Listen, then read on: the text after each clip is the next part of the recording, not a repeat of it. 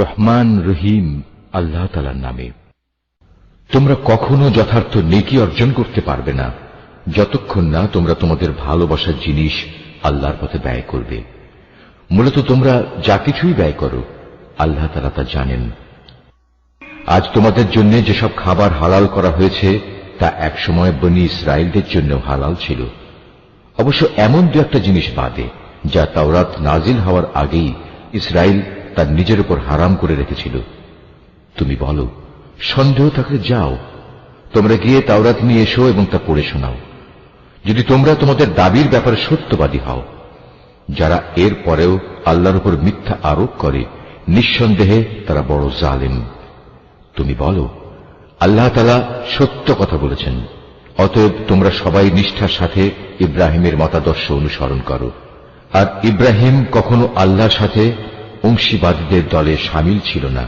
নিশ্চয়ই গোটা মানব জাতির জন্য সর্বপ্রথম যে ঘরটি বানিয়ে রাখা হয়েছিল তা ছিল বাক্কায় তথা মক্কা নগরীতে। এ ঘরকে কল্যাণ, মঙ্গলময় এবং মানবকুলের দিশারি হিসেবেই বানানো হয়েছিল। এখানে রয়েছে আল্লাহ তাআলার সুস্পষ্ট নিদর্শন সমূহ। আরো রয়েছে সেই স্থান যেখানে ইব্রাহিম দাঁড়িয়েছিল। এই ঘরের বিশেষ মর্যাদা হচ্ছে, যে এখানে প্রবেশ করবে সে দুনিয়া আখিরাত উভয় স্থানে নিরাপদ হয়ে যাবে। দ্বিতীয় মর্যাদা হচ্ছে, মানব জাতির উপর আল্লাহর জন্য এই দায়িত্ব দেয়া হয়েছে যে যে ব্যক্তিরই এ ঘর পর্যন্ত পৌঁছার সামর্থ্য থাকবে সে যেন এই ঘরের হজ আদায় করে। আর যদি কেউ এ বিধান অস্বীকার করে তার জেনে রাখা উচিত আল্লাহ তাআলা সৃষ্টিকুলের মোটেই মুখাপেক্ষী নন।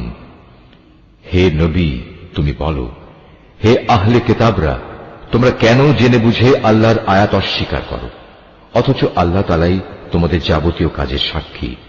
তুমি আরো বলো, হে আহলে কিতাবরা, তোমরা কেন তাদের আল্লাহর পথ থেকে ফেরাতে চেষ্টা করছো যারা ঈমান এনেছে, এবং এভাবেই তোমরা আল্লাহর পথকে বাঁকা করতে চাও, অথচ এই লোকদের সত্যপন্থী হবার ব্যাপারে তোমরাই তো সাক্ষী। আল্লাহ তাআলা তোমাদের এই সব বিদ্রোহমূলক আচরণ সম্পর্কে মোটেই উদাসীন নন।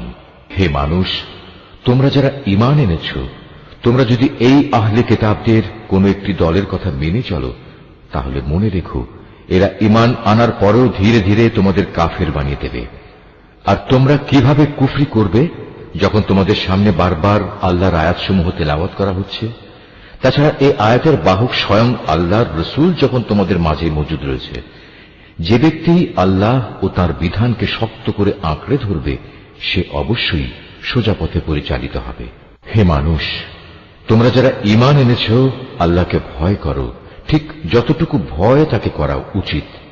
আল্লাহর কাছে সম্পূর্ণ আত্মসমর্পণকারী না হয়ে তোমরা কখনো মৃত্যুবরণ করো না। তোমরা সবাই মিলে আল্লাহর রশিকে শক্ত করে আঁকড়ে ধরো এবং কখনো পরস্পর বিচ্ছিন্ন হও না। তোমরা তোমাদের উপর আল্লাহর সেই নিয়ামতের কথা স্মরণ করো যখন তোমরা একে অপরের দুশমন ছিলে।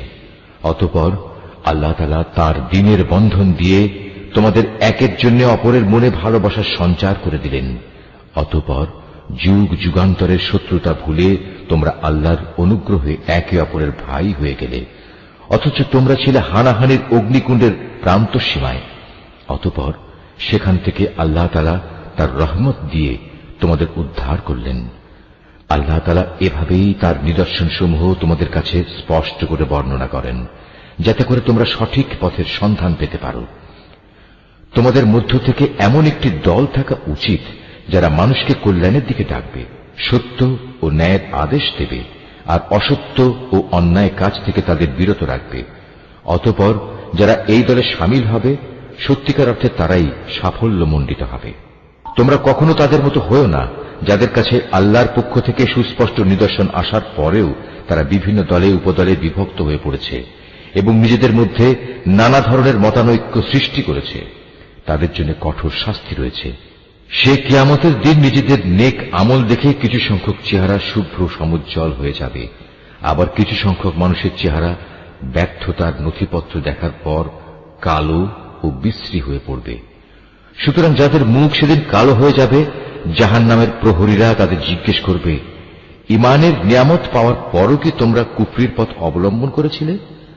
অতঃপর তোমরা নিজেদের কুফরির প্রতিফল হিসেবে এই আযাব উপভোগ করতে থাকো। আর যাদের চেহারা আলোকোজ্জ্বল হবে তারা সেদিন আল্লাহ তাআলার অফুরন্ত দয়ার আশ্রয়ে থাকবে, তারা সেখানে থাকবে চিরদিন। এর সবকিছুই হচ্ছে আল্লাহর নিদর্শন।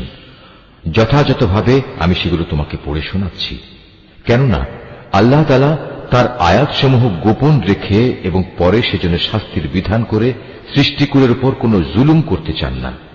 মূলত আসমানসমূহ ও জমিনে যা কিছু আছে সবই আল্লাহর জন্য। সবকিছুকে একদিন আল্লাহর দিকে ফিরিয়ে দেয়া হবে। তোমরাই হচ্ছে দুনিয়ার সর্বোত্তম জাতি। সমগ্র মানব জাতির কল্যাণের জন্যই তোমাদের উত্থান। তোমাদের দায়িত্ব হচ্ছে তোমরা দুনিয়ার মানুষদের সৎ কাজের আদেশ দেবে এবং অসৎ কাজ থেকে বিরত রাখবে।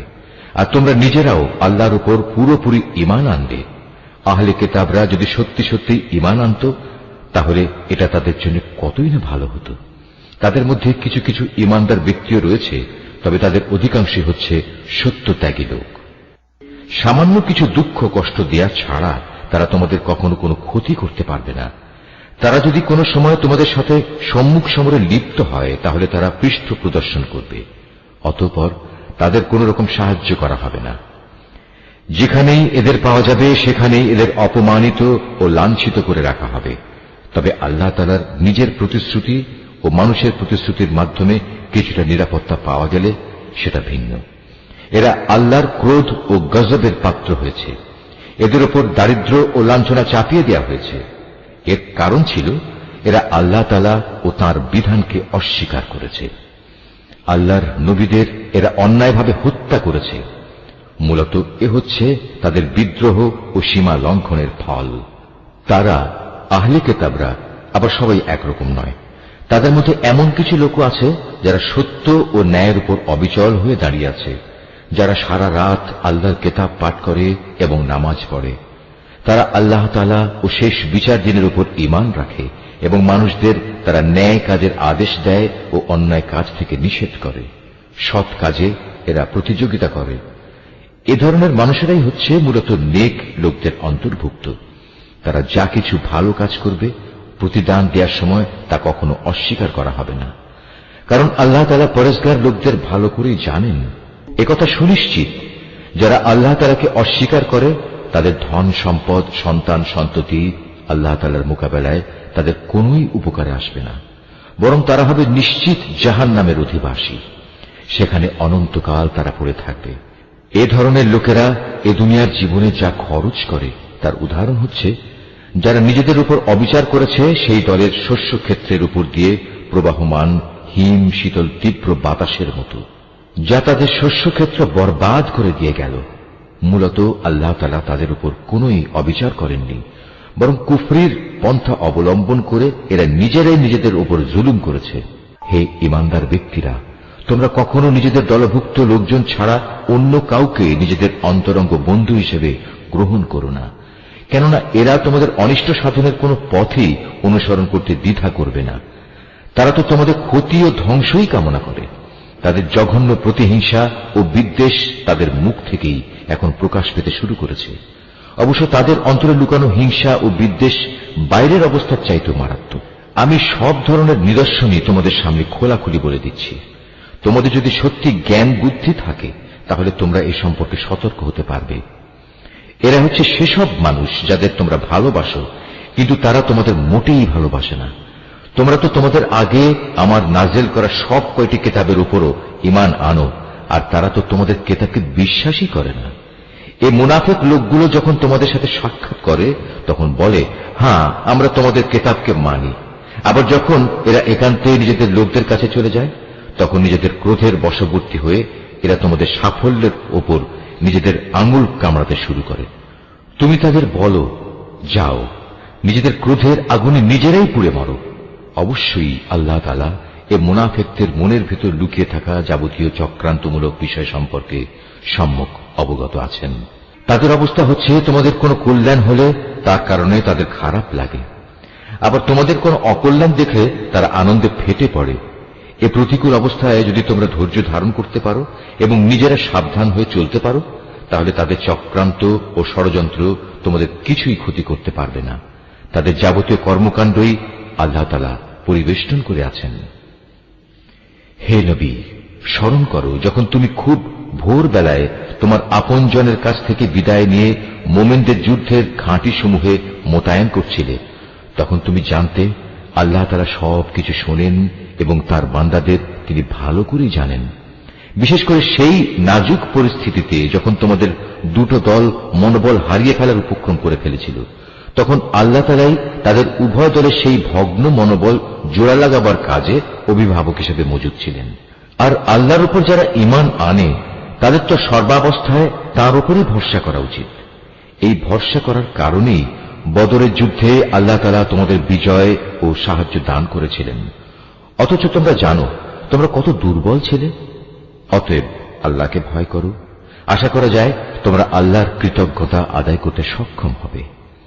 সে মুহূর্তের কথাও স্মরণ করো যখন তুমি মুমিনদের বলেছিলে, যুদ্ধে বিজয় লাভ করার জন্য তোমাদের মালিক যদি আসমান থেকে 3000 ফেরেশতা পাঠিয়ে তোমাদের সাহায্য করেন, তাহলে তোমাদের বিজয়ের জন্য তা কি যথেষ্ট হবে না? অবশ্যই তোমরা যদি ধৈর্য ধারণ করো এবং শয়তানের চক্রান্ত থেকে বেঁচে থাকতে পারো। এ অবস্থায় তারা শত্রু বাহিনী যদি তোমাদের উপর দ্রুত গতিতে আক্রমণ করে বসে, তাহলে তোমাদের মালিক প্রয়োজনে 5000 চিহ্নিত ফেরেশতা দিয়েও তোমাদের সাহায্য করবেন। আসলে এই সংখ্যাটা বলে আল্লাহ তাআলা তোমাদের জন্য একটি সুসংবাদ দিয়েছেন। নতুবা বিজয়ের জন্য তো তিনি একাই যথেষ্ট। আল্লাহ তাআলা চেয়েছেন যেন এর ফলে তোমাদের মন কিছুটা প্রশান্ত ও আশ্বস্ত হতে পারে। আর সাহায্য ও বিজয় তা তো পরাক্রান্ত প্রজ্ঞাময় আল্লাহ তাআলার পক্ষ থেকেই আসে।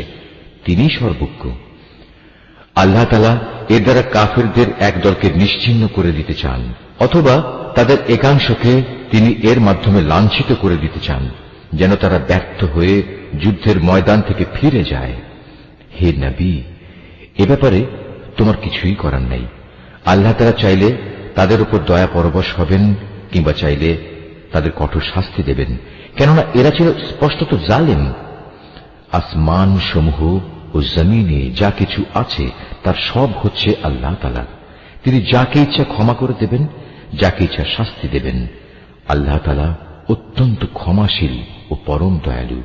হে মানুষ, তোমরা যারা ইসলামকে একটি পূর্ণাঙ্গ বিধান হিসেবে বিশ্বাস করেছ, চক্রবৃদ্ধি হারে সুদ খেও না এবং তোমরা আল্লাহ তাআলাকে ভয় করো। আশা করা যায় তোমরা কল্যাণ লাভ করতে পারবে। জাহান্নামের আগুনকে তোমরা ভয় করো, যা তৈরি করে রাখা হয়েছে তাদের জন্য যারা একে অস্বীকার করেছে। তোমরা আল্লাহ তাআলা ও তার রাসূলের কথা মেনে চলো। আশা করা যায় তোমাদের উপর দয়া করা হবে। তোমরা তোমাদের মালিকের পক্ষ থেকে ক্ষমা পাওয়ার কাজে প্রতিযোগিতা করো, আর সেই জান্নাতের জন্যও প্রতিযোগিতা করো যার প্রশস্ততা আকাশ ও পৃথিবী সমান। আর এই বিশাল জান্নাত প্রস্তুত করে রাখা হয়েছে সেসব ভাগ্যবান লোকদের জন্য যারা আল্লাহকে ভয় করে, সচ্ছল হোক কিংবা অসচ্ছল, সর্বাবস্থায় যারা আল্লাহর পথে নিজেদের ধন সম্পদ ব্যয় করে, যারা নিজেদের ক্রোধ সংবরণ করে এবং মানুষের অপরাধ সমূহ যারা ক্ষমা করে দেয়। আসলে ভালো মানুষদের আল্লাহ তাআলা হামেশাই ভালোবাসেন। ভালো মানুষ হচ্ছে তারা যারা কখনো কোনো অশ্লীল কাজ করে ফেললে কিংবা এর দ্বারা নিজেদের উপর নিজেরা জুলুম করে বসলে সাথে সাথেই আল্লাহকে স্মরণ করে এবং গুনাহের জন্য আল্লাহর ক্ষমা প্রার্থনা করে। কেননা আল্লাহ তাআলা ছাড়া আর কে আছে যে তাদের গুনাহ মাফ করে দিতে পারে? তদুপরি এরা জেনে বুঝে নিজেদের গুনার উপর অটল হয়েও বসে থাকে না। এই সে বৈশিষ্ট্যমণ্ডিত মানুষগুলো, মালিকের পক্ষ থেকে তাদের প্রতিদান হবে আল্লাহ তাআলা তাদের ক্ষমা করে দেবেন, আর তাদের এমন এক জান্নাত দেবেন যার তলদেশ দিয়ে ঝর্ণাধারা বইতে থাকবে। এই জান্নাতে নেককার লোকেরা অনন্তকাল ধরে অবস্থান করবে। সৎ কর্মশীল ব্যক্তিদের জন্য আল্লাহর পক্ষ থেকে কত সুন্দর প্রতিদানের ব্যবস্থা রাখা হয়েছে। তোমাদের আগেও বহু জাতির বহু উদাহরণ ছিল যা এখন অতীত হয়ে গেছে। সুতরাং এদের পরিণতি দেখার জন্য তোমরা পৃথিবীতে ঘুরে বেড়াও এবং দেখো আল্লাহ তাআলা ও তাঁর বিধান মিথ্যা প্রতিপন্নকারীদের পরিণতি কি হয়েছিল। বস্তুত এটি হচ্ছে মানব জাতির জন্য একটি সুস্পষ্ট ব্যাখ্যা, এবং আল্লাহ তাআলাকে যারা ভয় করে এটি তাদের জন্য একটি সুস্পষ্ট পথ নির্দেশ ও সদুপদেশ বই কিছুই নয়। তোমরা হতোদ্যম হও না, চিন্তিত হও না। তোমরা যদি সত্যিকার অর্থে ঈমানদার হও তাহলে তোমরাই বিজয়ী হবে। তোমাদের উপর যদি কোনো সাময়িক আঘাত আসে এতে মনক্ষুণ্ণ হবার কি আছে? এ ধরনের আঘাত তো তাদের উপরও এসেছে। আর এভাবেই আমি মানুষের মাঝে তাদের উত্থান পতনের দিনগুলো পালাক্রমে অদল বদল করাতে থাকি, যাতে করে আল্লাহ তাআলা এ কথাটা জেনে নিতে পারেন যে কে সত্যিকার অর্থে আল্লাহর উপর ঈমান রাখে, এবং এর মাধ্যমে তোমাদের মাঝখান থেকে কিছু শহীদও আল্লাহ তাআলা তুলে নিতে চান। মূলত আল্লাহ তাআলা কখনো জালেমদের পছন্দ করেন না। এর মাধ্যমে তিনি মূলত ঈমানদার বান্দাদের পরিশুদ্ধ করে কাফেরদের নাস্তা নাবুদ করে দিতে চান। তোমরা কি মনে করো তোমরা এমনি এমনি বেহেশতে প্রবেশ করে যাবে? অথচ আল্লাহ তাআলা পরীক্ষার মাধ্যমে এ কথা জেনে নেবেন না যে কে তার পথে জিহাদ করতে প্রস্তুত হয়েছে এবং কে এ বিপদে কঠোর ধৈর্য ধারণ করতে পেরেছে? তোমরা মৃত্যুর মুখোমুখি হওয়ার আগে থেকেই তা কামনা করছিলে, আর এখন তো দেখতে পাচ্ছ তোমরা নিজেদের চর্ম চোখে। মুহাম্মদ একজন রসূল ছাড়া অতিরিক্ত কিছুই নয়। তার আগেও বহু রসূল গত হয়ে গেছে, তারা সবাই মৃত্যু মুখে পতিত হয়েছে। তাই সে যদি আজ মরে যায় অথবা তাকে যদি কেউ মেরে ফেলে, তাহলে তোমরা কি তার আনিত হেদায়েত থেকে মুখ ফিরিয়ে নেবে? আর যে ব্যক্তি এ থেকে মুখ ফিরিয়ে নেয় সে কখনো আল্লাহর দ্বীনের কোন রকম ক্ষতি সাধন করতে পারবে না। আল্লাহ তাআলা অচিরেই কৃতজ্ঞ বান্দাদের প্রতিফল দান করবেন। কোন প্রাণী আল্লাহর সিদ্ধান্ত ও অনুমতি ছাড়া মরবে না। আল্লাহ তাআলার কাছে প্রত্যেকটি প্রাণীরই মৃত্যুর দিনক্ষণ সুনির্দিষ্ট হয়ে আছে। এর পরেও যে ব্যক্তি পার্থিব পুরস্কারের প্রত্যাশা করে, আমি তাকে এ দুনিয়াতেই তার কিছু অংশ দান করব। আর যে ব্যক্তি আখিরাতের পুরস্কারের ইচ্ছা পোষণ করবে, আমি তাকে সে চিরন্তন পাওনা থেকেই এর প্রতিফলন দান করব, এবং অচিরেই আমি আমার প্রতি কৃতজ্ঞদের যথার্থ প্রতিফল দান করব। আল্লাহর আরো অনেক নবী এখানে এসেছিল, যুদ্ধ করেছে আল্লাহর পথে। তার সাথে আরো যুদ্ধ করেছে অনেক সাধক ও জ্ঞানবান ব্যক্তি। আল্লাহর পথে তাদের উপর যত বিপদ মুসিবতি এসেছে তাতে কোনোদিনই তারা হতাশ হয়ে পড়েনি, তারা দুর্বলও হয়নি, বাতিলের সামনে তারা মাথাও নত করেনি। এ ধরনের ধৈর্যশীল ব্যক্তিদেরই আল্লাহ তাআলা ভালোবাসেন। তাদের মুখে এছাড়া অন্য কথা ছিল না যে তারা বলেছিল, হে আমাদের মালিক, তুমি আমাদের যাবতীয় গুনাহখাতা মাফ করে দাও, আমাদের কাজকর্মের সব বাড়াবাড়ি তুমি ক্ষমা করে দাও, এবং বাতিলের মোকাবেলায় তুমি আমাদের কদম মজবুত রাখো। হক ও বাতিলের সম্মুখ সমরে কাফেরদের উপর তুমি আমাদের বিজয় দাও। অতঃপর আল্লাহ তাআলা এই নেক বান্দাদের দুনিয়ার জীবনেই ভালো প্রতিফল দিয়েছেন, এবং পরকালীন জীবনেও তিনি তাদের জন্য উত্তম পুরস্কার দিয়েছেন। আল্লাহ তাআলা নেককার বান্দাদের ভালোবাসেন। হে মানুষ, তোমরা যারা আল্লাহর উপর ঈমান এনেছ, তোমরা যদি কথায় কথায় এই কাফেরদের অনুসরণ করতে শুরু করো, তাহলে এরা তোমাদের ঈমান পূর্ববর্তী জাহেলিয়াতের অবস্থায় ফিরিয়ে নিয়ে যাবে। ফলে তোমরা নিদারুণভাবে ক্ষতিগ্রস্ত হয়ে পড়বে। আল্লাহ তাআলাই হচ্ছেন তোমাদের একমাত্র রক্ষক ও অভিভাবক, এবং তিনিই হচ্ছেন তোমাদের উত্তম সাহায্যকারী। অচিরেই আমি এ কাফেরদের অন্তরে ভীতি সঞ্চার করে দেব, কারণ তারা আল্লাহর সাথে অন্যদের শরীক বানিয়ে তাদের অনুসরণ করেছে, অথচ তাদের এই কাজের সপক্ষে আল্লাহ তাআলা কোন দলিল প্রমাণ তাদের কাছে পাঠাননি। এদের শেষ গন্তব্যস্থল হচ্ছে জাহান্নামের আগুন। জালেমদের বাসস্থান এই জাহান্নাম কত নিকৃষ্ট! ওহদের ময়দানে আল্লাহ তাআলা তোমাদের যে সাহায্য দেওয়ার প্রতিশ্রুতি দিয়েছিলেন তা তিনি পালন করেছেন। যুদ্ধের প্রথম দিকে তোমরা আল্লাহর অনুমতি ও সাহায্য নিয়ে তাদের নির্মূল করে যাচ্ছিলে। পরে যখন তোমরা সাহস ও মনোবল হারিয়ে ফেললে এবং আল্লাহর রসুলের বিশেষ একটি আদেশ পালনের ব্যাপারে মতপার্থক্য শুরু করে দিলে, এমনকি আল্লাহর রসুল যখন তোমাদের ভালোবাসার সেই জিনিস তথা আসন্ন বিজয় দেখিয়ে দিলেন, তারপরেও তোমরা তার কথা অমান্য করে তার বলে দেওয়া স্থান ছেড়ে চলে গেলে। তোমাদের কিছু লোক ঠিক তখন বৈষয়িক ফায়দা হাসিলে ব্যস্ত হয়ে পড়ল। তখনও তোমাদের কিছু লোক পরকালের কল্যাণে চাইতে থাকল। অতঃপর আল্লাহ তাআলা এর দ্বারা তোমাদের ঈমানের পরীক্ষা নিতে চাইলেন এবং তা থেকে তোমাদের অন্যদিকে ফিরিয়ে দিলেন। অতঃপর আল্লাহ তাআলা তোমাদের মাফ করে দিলেন। আল্লাহ তাআলা হামেশাই ঈমানদারদের উপর দয়াবান। উহুদের সম্মুখ সমরে বিপর্যয় দেখে তোমরা যখন ময়দান ছেড়ে পাহাড়ের উপরের দিকে উঠে যাচ্ছিলে এবং তোমরা তোমাদের কোন লোকের প্রতি লক্ষ্য রাখছিলে না, অথচ আল্লাহর রসুল তোমাদের তখনও পেছন থেকে ডাকছিল, কিন্তু তোমরা শুনলে না। তাই আল্লাহ তাআলা তোমাদের দুঃখের পর দুঃখ দিলেন, যেন তোমাদের কাছ থেকে যা হারিয়ে গেছে এবং যা কিছু বিপদ তোমাদের উপর পতিত হয়েছে, এর কোনোটার ব্যাপারে তোমরা উদ্বিগ্ন ও মর্মাহত না হও। আল্লাহ তাআলা তোমাদের সব ধরনের কর্মকাণ্ড সম্পর্কেই ওয়াকিবহাল রয়েছেন। এরপর আল্লাহ তাআলা তোমাদের উপর এমন সন্তোষজনক পরিস্থিতি নাজেল করে দিলেন, এর ফলে তোমাদের একদল লোক তন্দ্রাচ্ছন্ন হয়ে পড়ে, আর একদল লোক যাদের নিজেরাই নিজেদের উদ্বিগ্ন করে রেখেছিল, তারা তাদের জাহেলি যুগের ধারণা অনুযায়ী আল্লাহ তাআলা সম্পর্কে অন্যায় ধারণা করতে থাকে। এক পর্যায়ে তারা এও বলতে শুরু করে, যুদ্ধ পরিচালনার কাজে কি আমাদের কোনো ভূমিকা আছে? হে নবী, তুমি তাদের বলো, এ ব্যাপারে আমারও কোনো ভূমিকা নেই, ক্ষমতা ও কর্তৃত্বের সবটুকু আল্লাহর হাতে। এই দলের লোকেরা তাদের মনের ভেতর সেসব কথাবার্তা গোপন করে রেখেছে, তা তোমার সামনে খোলাখুলি প্রকাশ করে না। তারা বলে, এ কাজে যদি আমাদের কোনো ভূমিকা থাকত, তাহলে আজ আমরা এখানে নিহত হতাম না। তুমি তাদের বলে দাও, যদি আজ তোমরা সবাই ঘরের ভেতরেও থাকতে, তবুও নিহত হওয়া যাদের অবধারিত ছিল, তারা তাদের মরণের বিছানার দিকে বের হয়ে আসত। আর এভাবেই তোমাদের মনের ভেতর লুকিয়ে রাখা বিষয়সমূহের ব্যাপারে আল্লাহ তাআলা তোমাদের পরীক্ষা করেন, এবং এই ঘটনার মাঝ দিয়ে তিনি তোমাদের অন্তরে যা কিছু আছে তাও পরিশুদ্ধ করে দেন। তোমাদের মনের কথা সম্পর্কে আল্লাহ তাআলা সম্যক ওয়াকিবহাল রয়েছেন। দুটি বাহিনী যেদিন সম্মুখ সমরে একে অপরের মুখোমুখি হয়েছিল, সেদিন যারা ময়দান থেকে পালিয়ে গিয়েছিল, তাদের একাংশের অর্জিত কাজের জন্য শয়তানি তাদের পদস্খলন ঘটিয়ে দিয়েছিল। অতঃপর তারা অনুতপ্ত হলে আল্লাহ তাআলা তাদের ক্ষমা করে দিলেন। আল্লাহ তাআলা অত্যন্ত ক্ষমাশীল ও পরম ধৈর্যশীল। হে ঈমানদার ব্যক্তিরা, তোমরা কাফেরদের মতো হও না।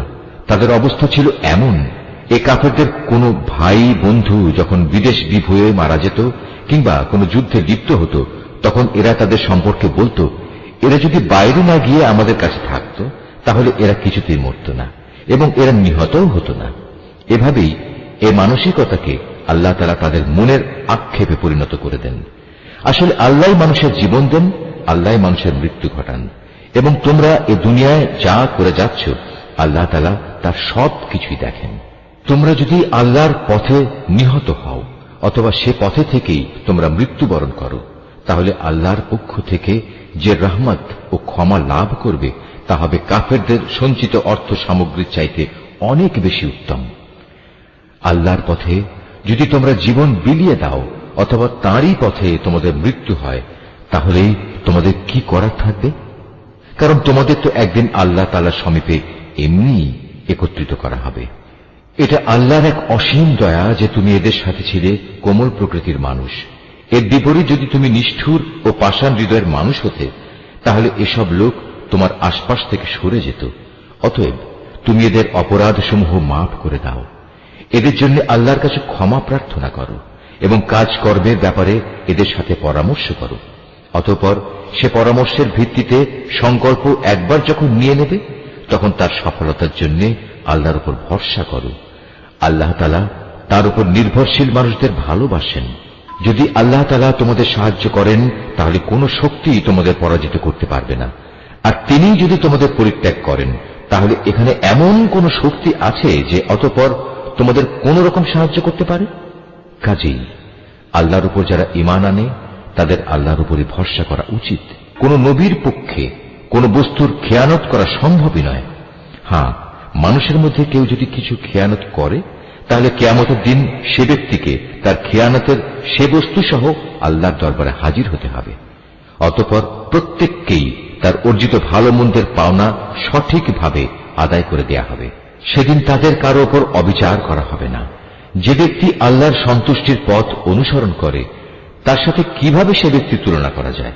যে আল্লাহর বিরোধী পথে চলে শুধু তার ক্রোধই অর্জন করেছে, তার এমন ব্যক্তির জন্য জাহান্নামের আগুন হবে একমাত্র বাসস্থান, আর তা হবে সত্যিই একটি নিকৃষ্ট আশ্রয়স্থল। এরা নিজ নিজ আমল অনুযায়ী আল্লাহর কাছে বিভিন্ন স্তরে বিভক্ত হবে। আল্লাহ তাআলা এদের সব ধরনের কার্যকলাপের উপর সজাগ দৃষ্টি রাখেন। আল্লাহ তাআলা অবশ্যই তাঁর ঈমানদার বান্দাদের উপর এই অনুগ্রহ করেছেন যে তিনি তাদের মাঝ থেকে একজন ব্যক্তিকে রসুল করে পাঠিয়েছেন, যে তাদের কাছে আল্লাহর কিতাবের আয়াতসমূহ পড়ে শোনায় এবং সে অনুযায়ী সে তাদের জীবনকে পরিশুদ্ধ করে। সর্বোপরি সে নবী তাদের আল্লাহর কিতাব ও তাঁর গ্রন্থলব্ধ জ্ঞান বিজ্ঞান শিক্ষা দেয়, অথচ এরা সবাই ইতিপূর্বে স্পষ্ট ভ্রান্তিতে নিমজ্জিত ছিল। যখনই তোমাদের উপর ওহদ যুদ্ধের বিপদ নেমে এলো, তখনই তোমরা বলতে শুরু করলে, পরাজয়ের এই বিপদ কিভাবে এলো, কার দোষে এলো? অথচ বদরের যুদ্ধে এর চাইতে দ্বিগুণ পরাজয়ের বিপদ তো তোমরাই তাদের ঘটিয়েছিলে। হে নবী, তুমি বলো, এটা এসেছে তোমাদের নিজেদের কারণেই। আল্লাহ তাআলা সর্ববিষয়ের উপর অসীম ক্ষমতায় ক্ষমতাবান। ওহদের ময়দানে দুদলের সম্মুখ লড়াইয়ের দিনে যে সাময়িক বিপর্যয় তোমাদের উপর এসেছিল, তা এসেছে আল্লাহর ইচ্ছায়। এই বিপর্যয় দিয়ে আল্লাহ তাআলা একথাটা জেনে নিতে চান, কারা তাঁর উপর সঠিক অর্থে ঈমান এনেছে। এর মাধ্যমে তাদের পরিচয় তিনি জেনে নেবেন। যারা এই চরম মুহূর্তে মুনাফিকি করেছে, এ মুনাফিকদের যখন বলা হয়েছিল যে সবাই একসাথে আল্লাহর পথে লড়াই করো, অথবা কমপক্ষে নিজেদের শহরের প্রতিরক্ষাটুকু তোমরা করো, তখনও তারা বলল, যদি আমরা জানতাম আজ সত্যি সত্যি যুদ্ধ হবে, তাহলে অবশ্যই আমরা তোমাদের অনুসরণ করতাম। এ সময় তারা ঈমানের চাইতে কুফরিরই বেশি কাছাকাছি অবস্থান করছিল।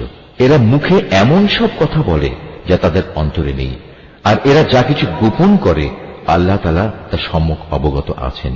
এরা হচ্ছে সেসব মুনাফিক যারা যুদ্ধে শরীক না হয়ে ঘরে বসে থাকত এবং ভাইদের সম্পর্কে বলল, তারা যদি তাদের মতো ঘরে বসে থাকত এবং তাদের কথা শুনত, তাহলে তারা আজ এভাবে মারা পড়ত না।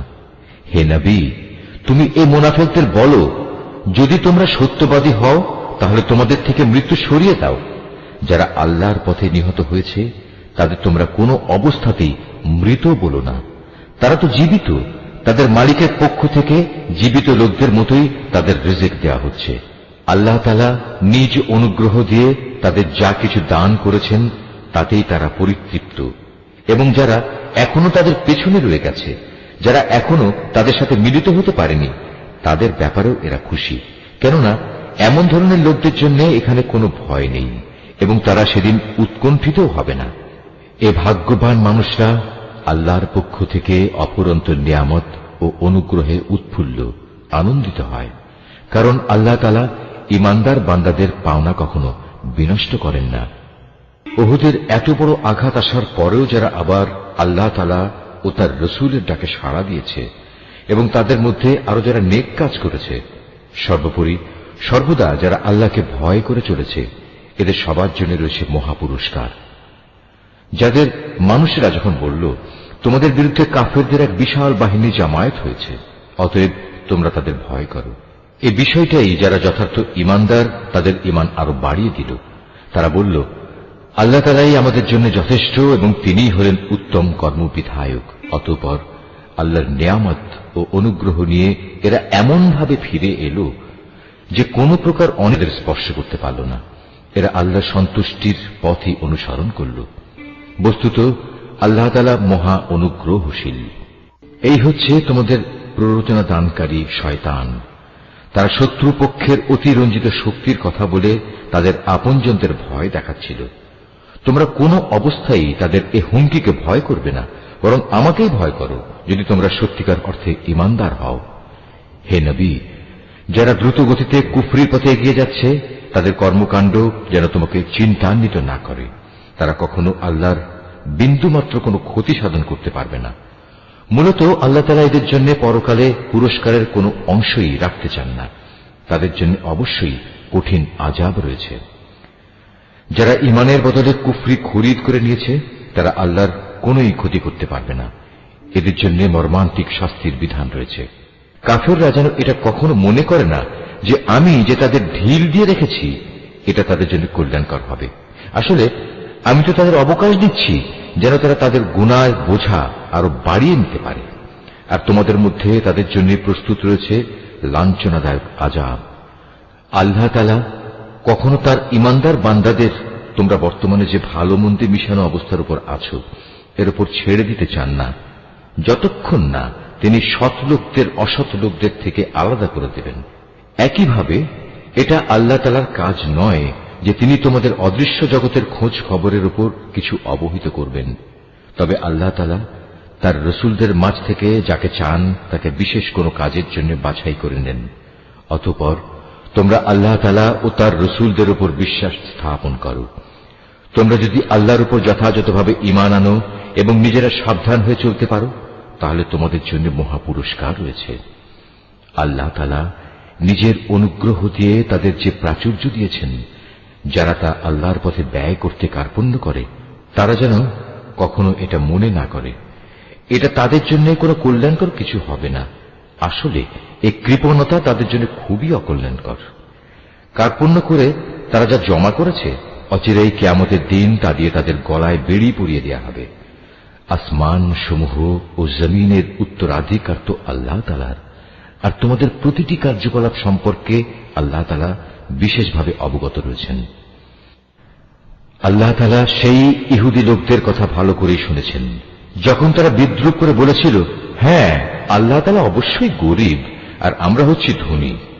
তারা যা কিছু বলে তা আমি তাদের হিসেবের খাতায় লিখে রাখব। আমি আরো লিখে রাখব অন্যায়ভাবে তাদের নবীদের হত্যা করার বিষয়টিও। সেদিন আমি তাদের বলবো, এবার এই জাহান্নামের স্বাদ উপভোগ করো। এ আযাব হচ্ছে তোমাদের নিজেদেরই হাতের কামাই, যা তোমরা আগেই এখানে পাঠিয়েছ। আল্লাহ তাআলা কখনো তার নিজ বান্দাদের প্রতি অবিচারক নন। যারা বলে, স্বয়ং আল্লাহ তাআলাই তো আমাদের আদেশ দিয়েছেন যেন আমরা কোন রসুলের উপর ঈমান না আনি, যতক্ষণ না সে আমাদের জন্য এমন একটা কোরবানি এনে হাজির করবে যা গায়েব থেকে এক আগুন এসে খেয়ে ফেলবে।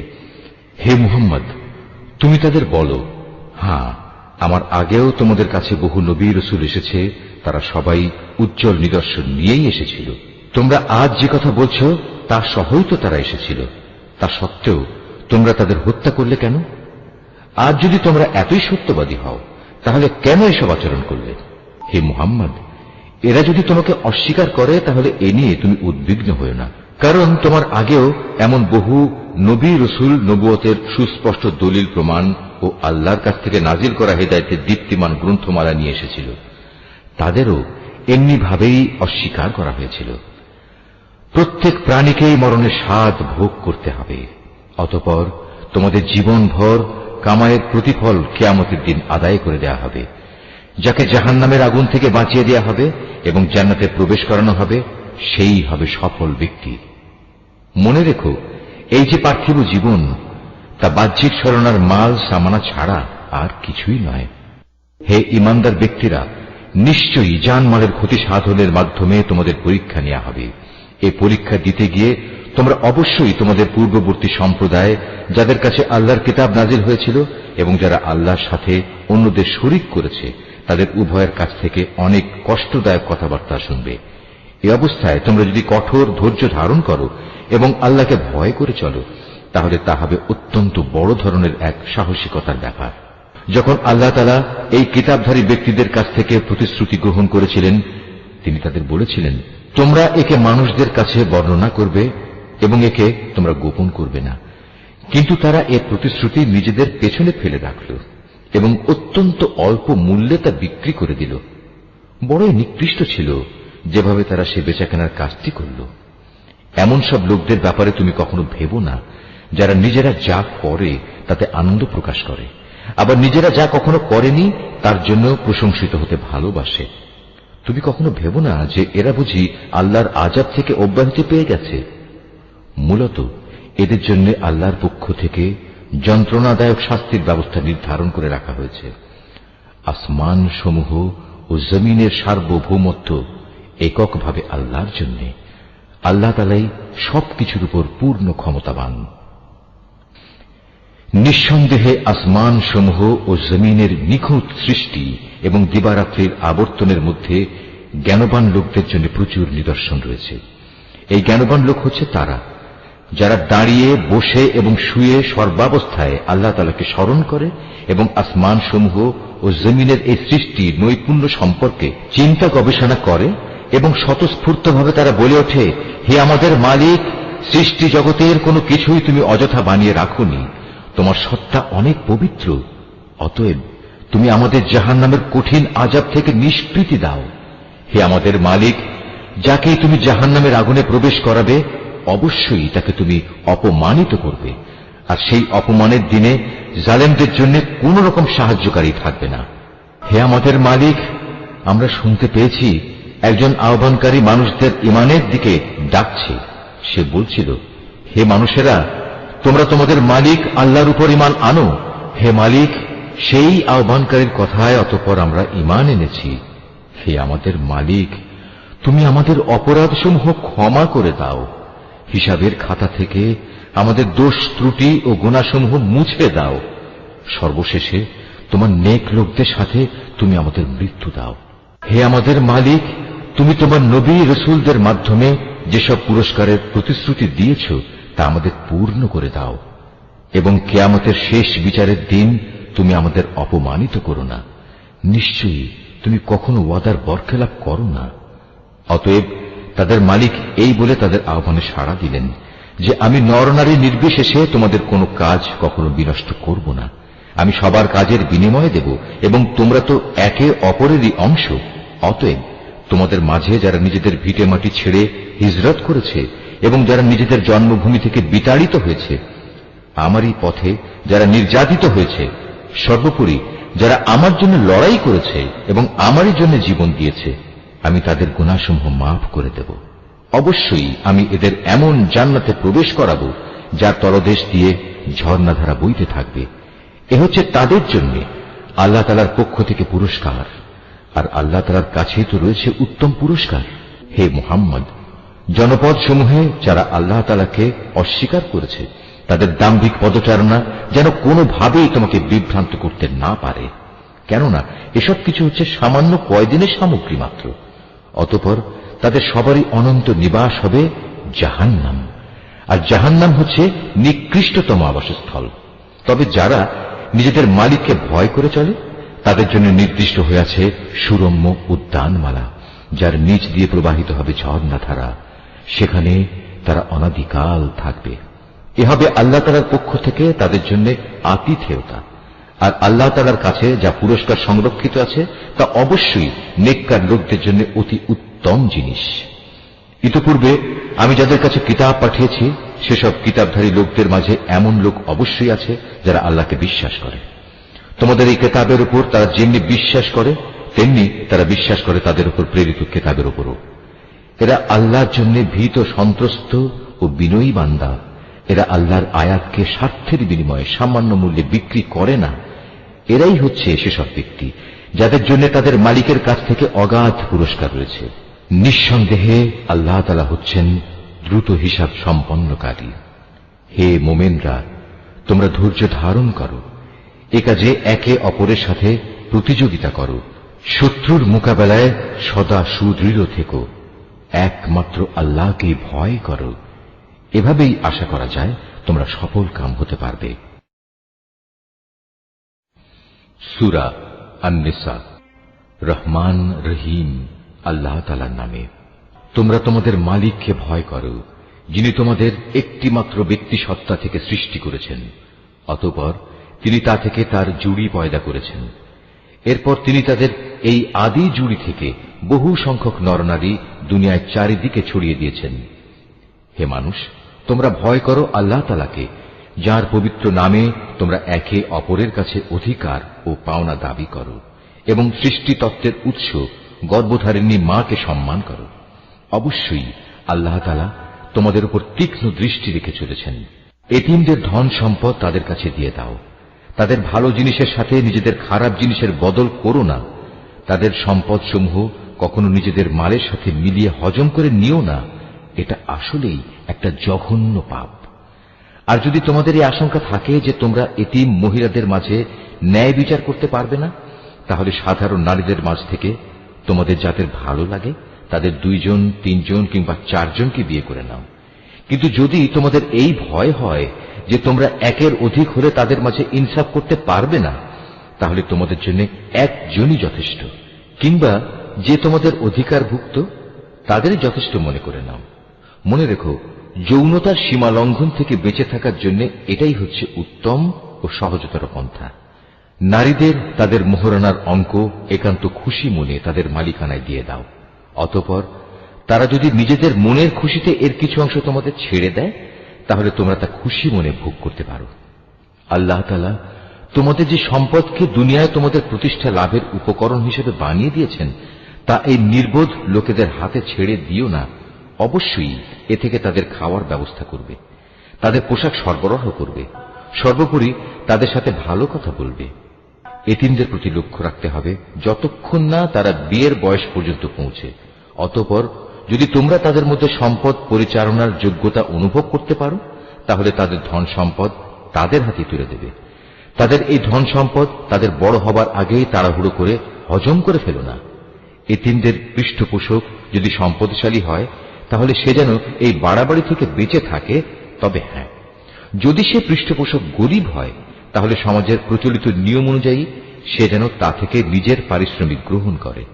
যখন তোমরা তাদের ধন সম্পদ তাদের ফিরিয়ে দেবে তখন তাদের উপর সাক্ষী রেখো, যদিও হিসাব গ্রহণের জন্য আল্লাহ তাআলাই যথেষ্ট। তাদের পিতামাতা ও আত্মীয় স্বজনদের রেখে যাওয়া ধন সম্পদে পুরুষদের যেমন নির্দিষ্ট অংশ রয়েছে, একইভাবে নারীদের জন্য সে সম্পদে নির্দিষ্ট অংশ রয়েছে যা তাদের পিতামাতা ও আত্মীয় স্বজনরা রেখে গেছে।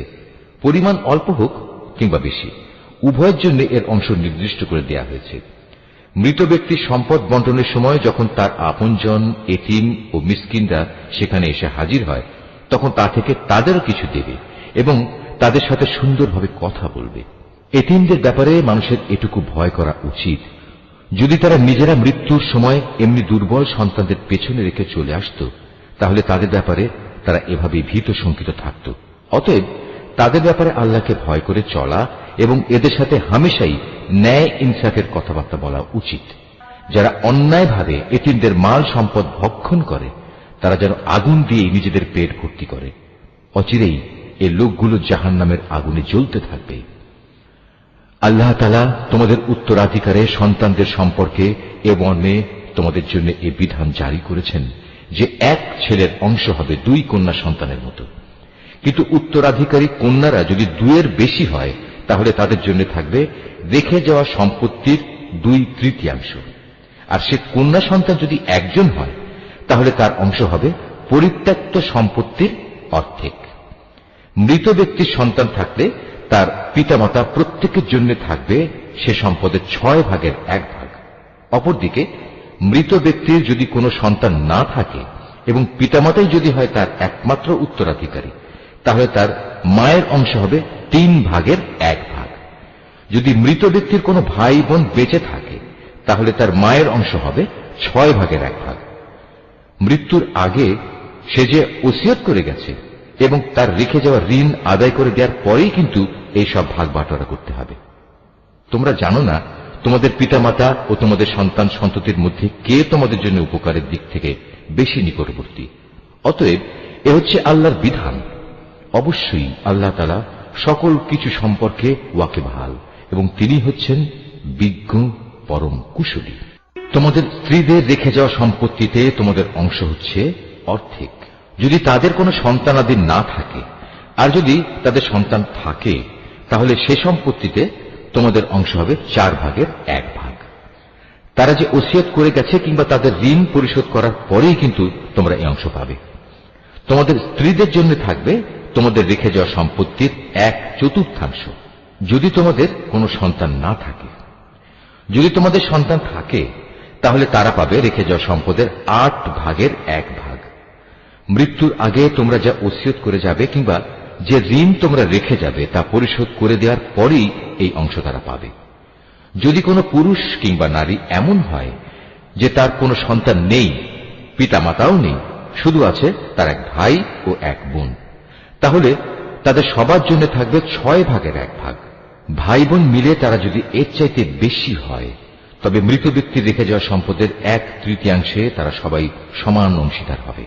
অবশ্য এ সম্পত্তির উপর মৃত ব্যক্তির যা ওসিয়ত করা আছে কিংবা কোনো ঋণ পরিশোধের পরই এ ভাগাভাগি করা যাবে। তবে কখনো উত্তরাধিকারীদের অধিকার পাওয়ার পথে তা যেন ক্ষতিকর হয়ে না দাঁড়ায় সে কথাও খেয়াল রাখতে হবে, কেননা এ হচ্ছে আল্লাহর নির্দেশ, আর আল্লাহ তাআলা সর্বজ্ঞানী ও পরম ধৈর্যশীল। এগুলো হচ্ছে আল্লাহ তাআলার সীমারেখা। যে ব্যক্তি এর ভেতরে থেকে তার ও তার রাসূলের আনুগত্য করবে আল্লাহ তাআলা তাকে এমন এক জান্নাতে প্রবেশ করাবেন যার তলদেশ দিয়ে ঝর্ণাধারা প্রবাহিত হবে। সেখানে সে অনন্তকাল ধরে অবস্থান করবে। মূলত এ হবে এক মহা সাফল্য। অপরদিকে যে ব্যক্তি আল্লাহ তাআলা ও তাঁর রসূলের নাফরমানি করবে এবং তার নির্ধারিত সীমারেখা লঙ্ঘন করবে, আল্লাহ তাআলা তাকে জ্বলন্ত আগুনে প্রবেশ করাবেন। সেখানে সে অনন্তকাল ধরে থাকবে। এটা হচ্ছে তার জন্য অপমানকর শাস্তি। তোমাদের নারীদের মধ্যে যারা ব্যভিচারের দুষ্কর্ম নিয়ে আসবে, তাদের বিচারের উপর তোমরা নিজেদের মধ্যে থেকে 4 জন সাক্ষী জোগাড় করবে।